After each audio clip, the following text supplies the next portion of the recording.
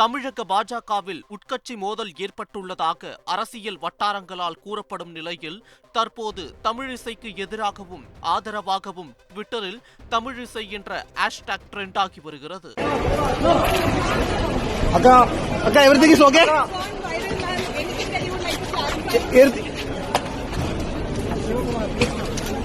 Everything is okay. Amit sir, என்ன பேசுறாரு? Amit sir, என்ன பேசுறாரு? Anything to clarify, ma'am, about the video? What did Amit sir? Andhra மாநிலத்தில் நடைபெற்ற சந்திரபாபு நாயுடுவின் பதவியேற்பு விழாவில் தமிழிசை சவுந்தரராஜனிடம் அமித்ஷா கண்டிப்புடன் பேசும் வீடியோ இணையத்தில் படுவைரலாக பரவிய நிலையில் இந்த ஹேஷ்டாக் ட்ரெண்ட் ஆகி வருவது குறிப்பிடத்தக்கது.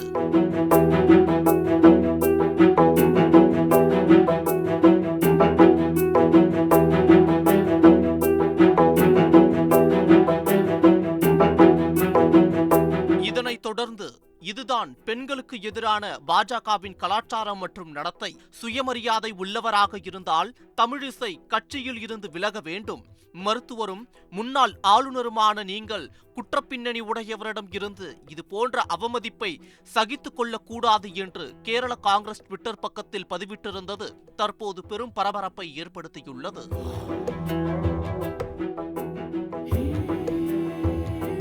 தமிழ்நாட்டின் பாஜக செயல்பாடு குறித்து மூத்த தலைவர் தமிழிசை சவுந்தரராஜன் பரபரப்பு பேட்டி ஒன்றை அளித்திருந்தார். அதில் அது உண்மைதானே, யதார்த்தமான உண்மை. அதிமுகவோட கூட்டணி வைத்திருந்தால் இன்னைக்கு திராவிட முன்னேற்ற கழகத்திற்கு இத்தனை இடங்கள் கிடைத்திருக்காது என்பது கணக்கு ரீதியாக உண்மை.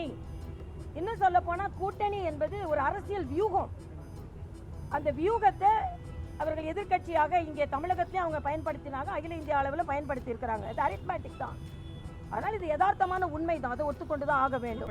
நான் எப்படி எதிர்கட்சி இணையதளவாசிகளை எச்சரிக்கிறேனோ அதே மாதிரி உட்கட்சி இணையதளவாசிகளை நான் எச்சரிக்கிறேன். உள்ளே உள்ள கட்சியின் தலைவர்களை தவறாக எழுதினீர்கள் என்றால் முன்னாள் மாநில தலைவர் என்ற முறையில் கடுமையான ஒழுங்கு நடவடிக்கை எடுக்கப்படும். அதையும் நான் இங்கே சொல்லிடுறேன். ஏன்னா ஒரு கருத்து சொன்னா உடனே அப்படியே எழுத வேண்டியது, இப்படியும் எழுத வேண்டியது. அதனால கருத்தை தலைவர்களின் கருத்தாக மட்டுமே பதிவு செய்யுங்கள். நான் இணையதளவாசிகள்கிட்டையும் சொல்றேன், சகோதரர்கள் பத்திரிகை சகோதரர்கிட்டையும் சொல்றேன். அதனால என்னை பொறுத்த மட்டில் நான் கடுமையாக உழைப்பதற்காக தான் வந்திருக்கிறேன். இன்னொன்று, மற்ற கட்சியை சார்ந்த அக்கா நீ கவர்னராகவே இருந்திருக்கலாம், நீ ஏன் ரோட்ல உட்கார்ந்துருக்க, நீ அங்க உட்கார்ந்து, நானே கவலைப்படல. உங்களுக்கு என்னடா கவலை? நானே கவலைப்படல. உங்களுக்கு என்னடா கவலை? ஒரு கவலை கிடையாது. அதனால நான் கவர்னரா இருக்கணுமா தலைவரா இருக்கணும் நீங்க முடிவு பண்ணக்கூடாது, நான் முடிவு பண்ணணும். இதற்கு பதிலடி கொடுக்கும் விதமாக பாஜகவை சேர்ந்த திருச்சி சூர்யா பாஜகவில் தற்போது இருப்பவர்கள் குற்றப்பின்னணியுடன் இருப்பவர்கள் என்று தமிழிசை நிரூபித்தால் நான் பாஜகவில் இருந்து விலகுகிறேன் என்று கூறியது மோதல் போக்கை மேலும் அதிகரித்தது போல்தான் இருந்தது. நான் திமுக இருக்கிறப்ப என் பையன் பிறந்த நாளைக்கு வந்துட்டு போயிருக்காங்க. ஒரு தனிப்பட்ட முறையிலே எனக்கு ரொம்ப ஒரு நெருக்கமான அக்கா, என் மேல ரொம்ப பிரியம் கொண்டவர்கள். ஆனால் கட்சி ரீதியாக பார்க்குறப்ப இப்போ நான் அவங்ககிட்ட என்ன நெருக்கம் இருந்தாலும் நான் அவங்க தலைவராக இருக்கிறப்ப பாஜகவுக்கு வரல. நான் அண்ணாமலை அவர்களை ஈர்த்து வந்தேன். அவர் தான் தலைவருங்கிறப்ப யார் தலைவரோ அவருக்கு ஒரு உடன்பாடு, ஒரு பிரியம், கட்டுப்பாடுங்கிறது இருக்கணும். இப்போ ஒரு எடுத்துக்காட்டுக்கு சொல்லணுன்னா, திமுகவினர் நாளைக்கு கழுத்தில் ஒரு ஆட்டுக்கு எங்கள் தலைவரோட படத்தை போட்டு நாளைக்கு அருவாள் வச்சு வெட்டுறாங்க.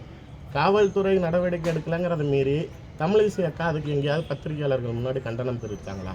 அவங்கள பரட்டன்னு சொன்னது கோவம் வருது. ஆனால் ஒரு மாநில தலைவர் ஃபோட்டோ கழுத்தை போட்டு நாளைக்கு அதே திமுக காரன் திட்டினதுக்கு கண்டனம் தெரிவித்தாங்களா? அப்போ அது மாதிரி நீங்கள் கட்சி கட்டுப்பட்டு இருக்கிறதுங்கிறத மீறி மாநில தலைவருங்கிற முறையில் நீங்கள் நாளைக்கு பத்திரிகையாளர்களை சந்திக்கிறப்ப அதுக்கு ஏன் கண்டனம் தெரிவிக்கலை? அதெல்லாம் பேசாதவங்க இதை ஏன் பேசணும்? அப்படி பேசணுன்னாலும் ஒரு முன்னாள் மாநில தலைவர் கட்டுப்பாடோட அதை கட்சி தலைமைக்கு தெரியப்படுத்துங்க. எங்களுடைய காலகட்டத்தில் உண்மையிலே அவர் ஒரு போலீஸ் ஆஃபீஸராக குற்ற பின்னணி இருப்பவர்களை எந்த சூழ்நிலையிலும் யாரையுமே அதை நான் சவால் விட்டு கூட சொல்கிறேன். இதை நாளைக்கு ஒருவேளை தமிழிசைக்கு அப்ரூவ் பண்ணிட்டாங்கன்னா நாளைக்கு நான் பாஜக விட்டு போயிடுறேன். மேலும் அண்ணாமலை தமிழிசை ஆதரவாளர்களிடையே மோதல் நீடிப்பதாக சமூக வலைதளங்களில் செய்தி பரவும் நிலையில் அடுத்த தமிழக பாஜக மாநில தலைவர் யார் என்ற கேள்வியும் எழுந்துள்ளது.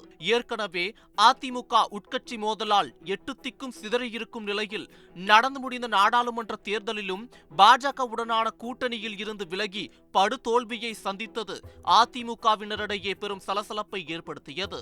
அது மட்டும் இல்லாமல் தற்போது தமிழ்நாடு காங்கிரஸ் கட்சியிலும் மெல்ல மெல்ல சலசலப்பு ஏற்பட தொடங்கி இருக்கிறது. சமீபத்தில் நடந்த காங்கிரஸ் மாநில கூட்டத்தில் நடந்த காட்சிகளே இதற்கு சாட்சி. ஒன்று மட்டும்தான் தலைவர்கள் பேசும்பொழுது கருத்தில் உட்கொள்ள வேண்டும். நாம் பிறரை சார்ந்திருக்க போகிறோமா அல்லது சுயமாக இருக்க போகிறோமா? எவ்வளவு காலம் பிறரை சார்ந்திருக்க முடியும்?